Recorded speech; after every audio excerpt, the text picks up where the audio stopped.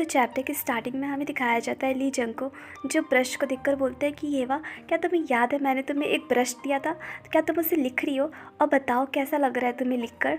जिसको सुन के येवा पूरा चौंक जाती है और बोलती है कि क्या ब्रश। उसके बाद याद करती है कि लास्ट टाइम जब वो लीजंग से मिली थी तब वो लीजंग को एक ब्रश लाने के लिए बोली थी ताकि वो ब्रश वो सीओ को गिफ्ट कर सके।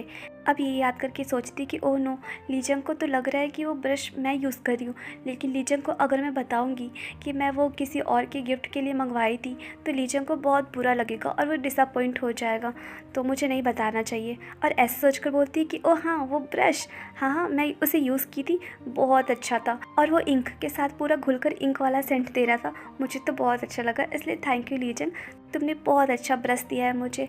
जिसको सुन के लीजंग सोचता है कि एक मिनट, वो दुकानदार तो कह रहा था कि वो पेंट ब्रश जैतून से बना है और उसमें बहुत ही प्यारा सा स्मेल आएगा जिससे किसी भी लेडी का दिल जीता जा सकता है, लेकिन येवा तो ऐसा कुछ बोल ही नहीं रही है बल्कि वो कुछ और ही बोल रही है।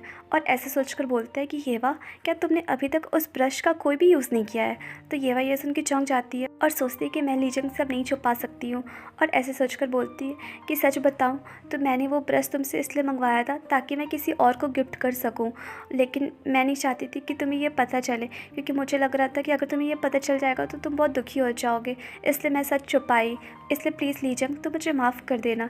जिसको सुन के लीजंग बोलते हैं कि अच्छा ऐसा ऐसा बात है, कोई बात नहीं येवा, मैं समझ सकता हूँ और मैं ऐसा इंसान भी नहीं हूँ जो इतनी छोटी छोटी बातों पे गुस्सा हो जाऊँगा और नाराज़ हो जाऊँगा, इसलिए तुम इतना मत सोचो। लेकिन येवा, अगले बार से प्लीज़ तुम मेरे से झूठ मत बोलना, जो भी जैसा भी बात होगा मुझसे सच सच बोलना। जिससे येवा को बहुत बुरा भी लगता है कि वो पहले झूठ क्यों बोली, और वो बहुत सैड हो जाती है और बोलती है कि प्लीज़ लीजंग मुझे माफ़ कर देना। और मन में सोचती है कि मैं लीजंग से कैसे झूठ बोल सकती हूँ, अब ये मेरे बारे में क्या सोचेगा। उसके बाद सीन शिफ्ट होता है और हमें दिखाया जाता है कि शाम हो रही है और येवा के फादर येवा से मिलने के लिए आते हैं और उसके दरवाजे के पास आकर बोलते हैं कि येवा, तो येवा बोलती है कि फ़ादर आप अंदर आइए। तो उसके फादर अंदर आके येवा का हाथ पकड़ते हैं और बोलते हैं कि आज तुम अपने फ्रेंड के साथ काफ़ी अच्छा टाइम बिताई हो। तो येवा बोलती है कि हाँ फ़ादर। तो उसके फादर बोलते हैं कि वैसे बहुत दिन के बाद मैंने तुम्हारा हंसी सुना है बाहर से, तो मुझे ये सुन के बहुत अच्छा लगा और अब मैं तुमसे मिलने जल्दी जल्दी आता रहूँगा। जिसको सुन के येवा को बहुत अच्छा लगता है। उसके बाद येवा के फादर पूछते हैं कि येवा, काफ़ी देर से मुझे शिहो नहीं दिखाई दे रहा है, आखिर वो कहाँ है। तो येवा बोलती है कि फ़ादर कुछ देर पहले मैंने उसे मेडिसिन लाने के लिए बोला था, तो मुझे लगता है कि वो मेडिसिन बनाने गया है। वैसे फ़ादर आपको उससे क्या काम था, क्या आप उससे कुछ कहने वाले हैं। तो उसके फादर बोलते हैं कि हाँ, मैं चाहता हूँ कि शिहो तुम्हारा पर्सनल गार्ड बन जाए। तो येवा बोलती है कि शिहो मेरा पर्सनल गार्ड। तो उसके फादर बोलते हैं कि हाँ तुम सही समझ रही हो, क्योंकि याद है लास्ट टाइम जब तुम पे अटैक हुआ था तो मैंने देखा था उसका कंडीशन इतना बुरा था, वो पूरी तरह से घायल था, लेकिन फिर भी उसने तुम्हें किसी तरह से बचाकर घर ले आया।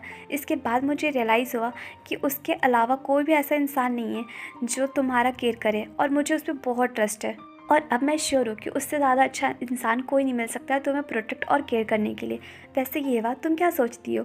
तो येवा ये सुन के पूरा खुश हो जाती है और बोलती है कि फ़ादर मैं भी ऐसा ही सोचती हूँ। तो उसके फादर बोलते हैं कि चलो ये तो बहुत अच्छा हो गया, अब बस मैं यही उम्मीद कर रहा हूँ कि शिहो भी इस बात के लिए मान जाए। उसकी थोड़ी देर बाद शिहो मेडिसिन लेकर येवा के रूम में आ जाता है, तो उसे पता चलता है कि उसके फादर और येवा दोनों उसे येवा का पर्सनल गार्ड बनाना चाहते हैं। जिसको सुन के वो पूरा परेशान हो जाता है और बोलता है कि क्या मिस लेडी का मुझे पर्सनल गार्ड बनना होगा।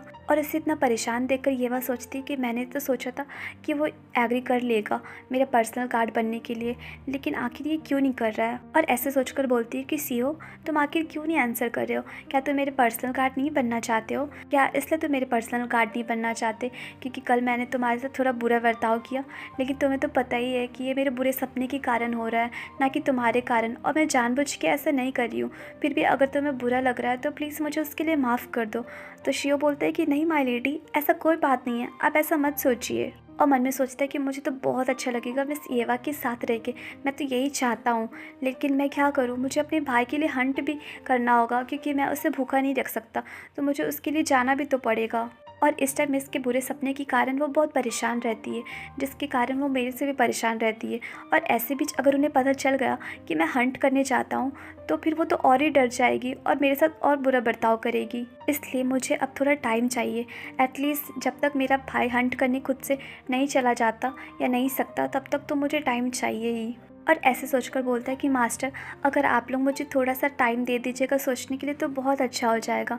जिसको सुन के ये थोड़ा परेशान हो जाती है कि आखिर ये क्यों नहीं मान रहा, आखिर क्या चल रहा है इसके मन में। और इधर मास्टर बोल रहे होते हैं कि ठीक है, अगर तुम चाहते हो कि तुम थोड़ा दिन सोच कर ये डिसीज़न लो तो ठीक है, मैं तुम्हें पूरा टाइम देता हूँ।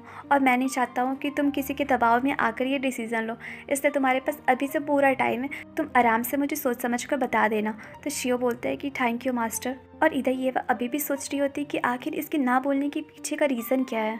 उसके बाद सीन शिफ्ट होता है और हमें दिखाया जाता है जंगल के साइड, जहाँ पे सूरा उसी प्लेस में आई थी जहाँ पे येवा पे भेड़िया लोग अटैक किया था। उसके बाद सूरा सारे प्लेस को देखकर सोचती है कि आखिर यहाँ पे क्या हुआ है, मुझे कोई सुराग भी नहीं मिल रहा है। और ये जो लकड़ी का टुकड़ा है ये किस चीज़ का टुकड़ा है, इसका तो शेप भी सही से नहीं पता चल रहा है। तो मैं कैसे आखिर पता करूँ कि आखिर यहाँ पे हुआ क्या है। और यहाँ पे जो पहले स्पिरिचुअल पावर था वो भी पूरी तरह से गायब हो गया है, जिससे मुझे और कुछ नहीं पता चल रहा है। उसके बाद सोचती कि क्या वो भेड़िए सच में एक दूसरे को मार कर ही मर गए। और वैसे देखा जाए तो मेरे फादर उतना सोच नहीं रहे इस विषय में, मैं ही लगता है ज़्यादा सोच रही हूँ। मुझे इतना भी नहीं सोचना चाहिए, क्योंकि वैसे भी जो लोग बॉर्डर के पास रहते हैं उनको तो हमेशा ऐसा मुसीबत का सामना करना ही पड़ता है। तो छोड़ो, अब मैं कुछ भी नहीं सोचूंगी। और ऐसे सोच के वो पीछे पलट कर देखती है तो सोचती है कि ये तो वही प्लेस है ना जब लास्ट टाइम मैं उस लड़के को देखा था जिसके पास बिल्कुल भी स्पिरिचुअल पावर नहीं था। वैसे मैं सोच रही हूँ कि आखिर वो क्या करता होगा अभी। उसके बाद वो पास्ट का हंट याद करके सोचती है कि जो हंट मैं की थी उसमें से वो थोड़ा सा मीट लेके चला गया था लास्ट टाइम, जो कि उसके ज़िंदा रहने के लिए भी काफ़ी नहीं था। तो आखिर वो कर क्या रहा है अभी, मुझे जाकर देखना पड़ेगा। उसके बाद वो उसी प्लेस पे चली जाती है और आसपास देखती है तो उसे कहीं वो दिखाई नहीं देता। तो सोचती है कि मैं बस उसे देखने के लिए यहाँ आ गई, पर इस बात का तो गारंटी नहीं है ना कि वो यहाँ पे रहेगा या नहीं रहेगा, क्योंकि वैसे भी ये सिंगल प्लेस तो नहीं है हंटिंग करने के लिए, और भी तो जगह है। वैसे मेरा बैड लक है जो मैं आज उसे नहीं देख पाई हूँ। चलो चलते हैं, वापस मुझे घर जाना चाहिए। और ऐसे सोच के वो जा ही रही होती तभी वो नीचे देखती है तो देखती है कि आज मिट्टी थोड़ा गीला गीला सा है और कहीं ना कहीं गड्ढा गड्ढा सा लग रहा है। तो सोचती है कि इस मिट्टी का कलर थोड़ा सा अलग लग रहा है और देखकर ऐसा लग रहा है जैसे इसके अंदर कुछ चीज़ गाड़ा गया है। और ऐसे सोच के वो मिट्टी खोदने लगती है और अचानक से उसे कुछ दिख जाता है, जिसको देख के वो बहुत हंसती है और बोलती है कि देखो देखो क्या चीज़ इसके अंदर छुपा हुआ है। उसके बाद सीन शिफ्ट होता है और हमें दिखाया जाता है ली जंग को, जो कि अपने सर्वेंट के साथ मार्केट जा रहा होता है।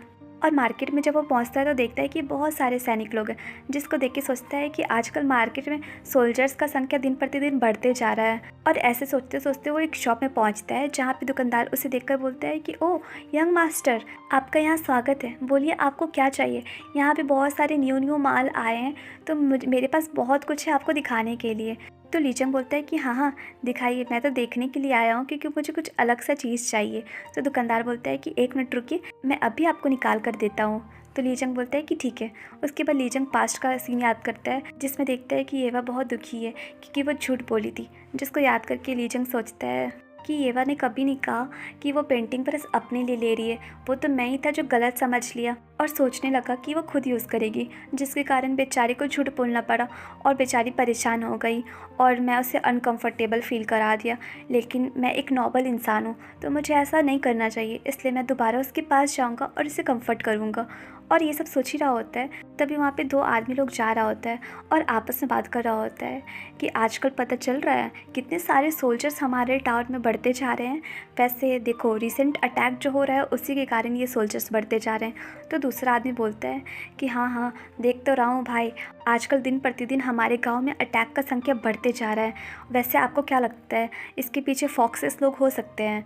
मुझे तो यही लगता है। तो दूसरा आदमी बोलता है कि नहीं, ये क्या कह रहे हो तुम, फॉक्सेस तो हमारे जगह पे एग्जिस्ट नहीं करते, ये तो सिर्फ स्टोरी में होते हैं ना, रियल लाइफ में तो है ही नहीं। और आपको पता है मैं अपने दादा दादी के साथ गांव में ही पला बड़ा हूँ, इसलिए मेरी दादी ने मुझे बताया कि मेरे जन्म से ठीक पहले तक फॉक्स लोग का हंट किया जाता था, क्योंकि कहा जाता था कि फॉक्सेस लोग बहुत गुस्सा करते थे इंसानों पे और अचानक से इंसानों पे अटैक कर देते थे, जिसके कारण इंसानों को भी बहुत गुस्सा आने लगा और उन पे अटैक करने लग गए। और देखते ही देखते इंसान बहुत सारे फॉक्सेस लोग को मार दिए और लोमड़ी लोग लगभग लुप्त होने लगे। तो मनुष्य ने डिसाइड किया कि अब वो उन पे हंट नहीं करेंगे और इसलिए प्रतिबंध लगा दिया गया ताकि सब लोग खुशी से अपना लाइफ एंजॉय कर सकें। वैसे तो मैं एक इंटरेस्टिंग चीज़ बताऊं, मुझे पता चला कि फॉक्स लोग के ब्लड में एक तरह का कुछ शक्ति होता है जिससे हम इंसान अगर पी लेते हैं तो हमारे लिए वो एक वरदान साबित होता है, क्योंकि उनके खून में किसी भी बीमारी से लड़ने की शक्ति होती है। और ये सब बात इधर साइड से लीजंग भी सुन रहा होता है, जिसको सुन के वो सोचता है कि क्या सच में फॉक्सेस लोग का खून इतना काम का है, क्या उनके खून से किसी का भी बीमारी का इलाज हो सकता है, और क्या ऐसा चीज़ सच में एग्जिस्ट करता है इस वर्ल्ड में। तो गाइस ये चैप्टर यहीं पे एंड हुआ, और आप लोग मुझे कमेंट करके ज़रूर बताइएगा कि ये स्टोरी आप लोगों को कैसी लग रही है और अच्छी लग रही है। तो please like share and subscribe कीजिए और हाइप करना भी ना भूलें। Bye bye.